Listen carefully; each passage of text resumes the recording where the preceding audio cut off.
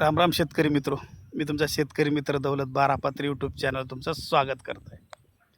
शेतकरी मित्रो, आता हे माल सोयाबीन आता डुलायला लागला.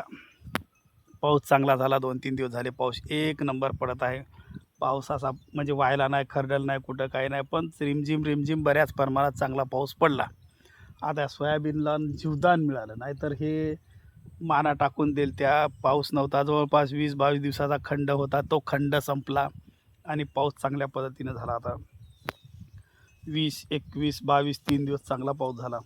रिमझिमच का होईना, कुठं खरडाखरडी नाही, कुठं तुटातुटी नाही, कुठं काही नाही.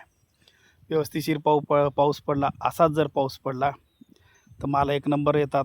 फक्त एवढंच आहे, टायमोटायमी पडला तरी बस झाला. नाही तर निवळ उघडून जाणं, नाही तर बदच येऊन पडणं, असंही काही कामी नाही.